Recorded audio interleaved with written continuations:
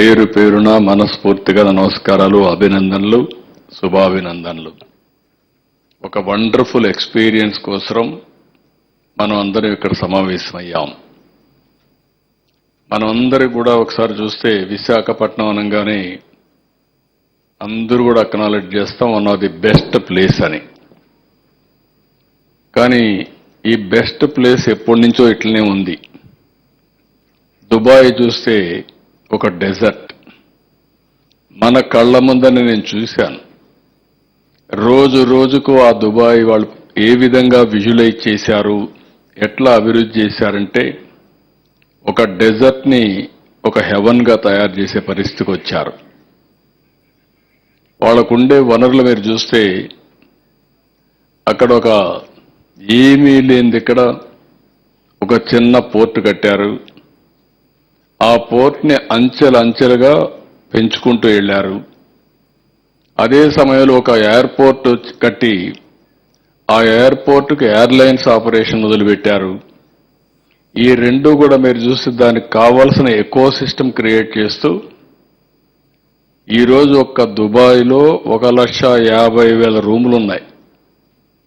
మన విశాఖపట్నంలో ఎత్తుకొన్నాం ఈ రూముల కోసం, ఈ ఈవెంట్ కోసం.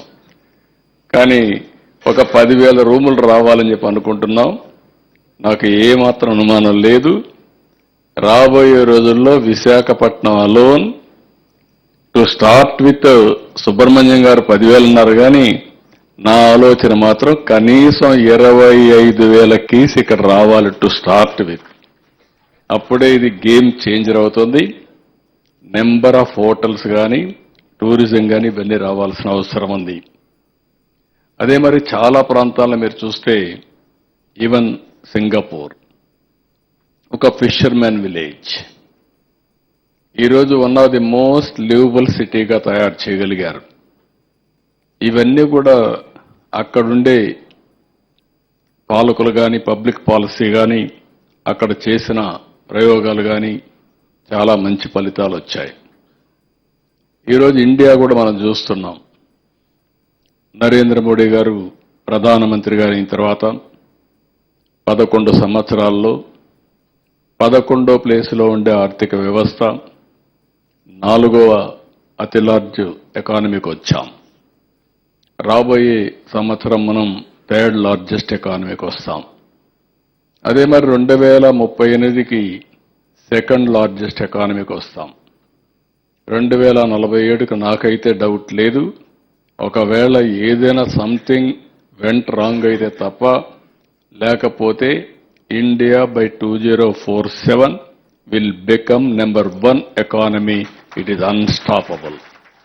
It is going to happen. అదే సమయంలో 25 సంవత్సరాల కంటే ముందు ఒక పబ్లిక్ పాలసీ, ఒక విజన్ ఇచ్చాం. ఒక ఇంటికి ఒక ఐటీ ప్రొఫెషనల్ ఉండాలి, పిల్లల్ని బాగా చదివించామని చెప్పి ఒక కాల్ ఇస్తే 25 సంవత్సరాల్లో వచ్చిన ట్రాన్స్ఫర్మేషన్ మీరు చూస్తే ప్రపంచం అంతా కూడా భారతీయులు వెళ్ళారు. అందులో అగ్రస్థానంలో తెలుగు వాళ్ళు ఉన్నారు. ఏ దేశానికి పోయినా హైయెస్ట్ పర్ క్యాపిటా ఇన్కమ్ ఎవరంటే దానికి చిరునామాగా తెలుగు వాళ్ళు తయారయ్యే పరిస్థితికి వచ్చారు. ఇది మన కళ్ళ ముందర కనపడొస్తుంది.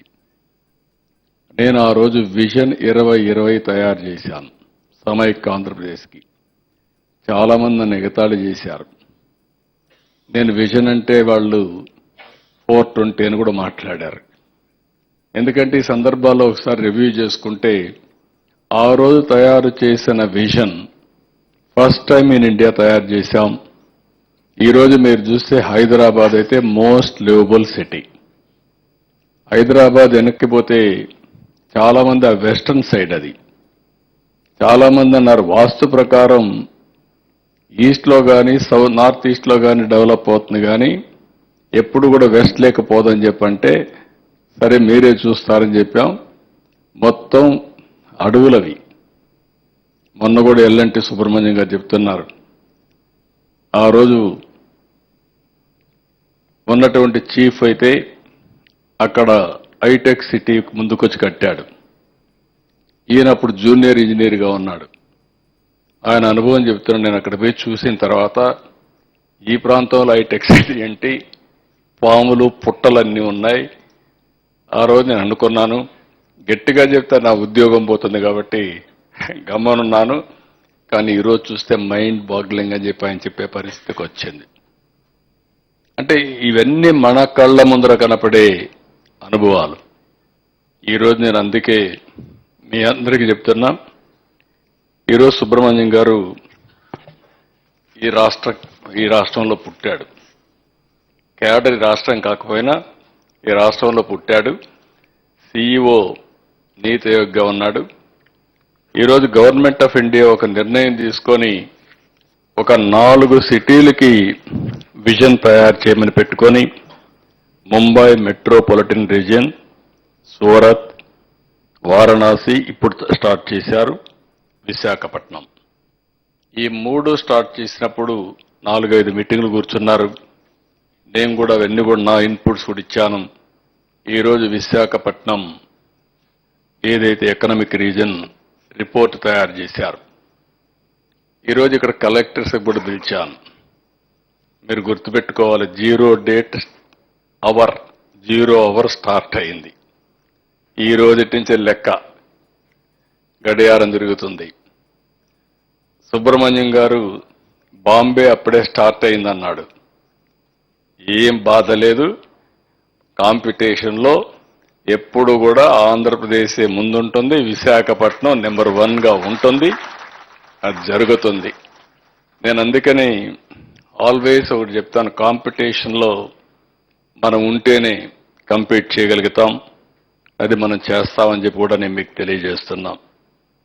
అయితే ఇక్కడ మనం ఒకసారి చూస్తే నేను చెప్పిన కొన్ని examples. Visakhapatnam one of the most beautiful city. నేను ఇప్పుడేగా సమైక్య ఆంధ్రప్రదేశ్లో ఉండి చెప్పేవాడిని. హైదరాబాద్ రాజధాని అయినా విశాఖపట్నం ఆర్థిక రాజధాని అని అప్పుడు కూడా చెప్పాం. ఈరోజు కూడా మీరు చూస్తే one of the most beautiful see, excellent beaches. ఇంకొక పక్కన హిల్స్ చూస్తే one of the best greenery. ఇలాంటి సిటీ ఎక్కడా కనపడదు. అపార్ట్ ఫ్రమ్ సిటీ లొకేషనే కాకుండా పీపుల్ అయితే one of the best people, దాంట్లో కూడా డౌటే లేదు.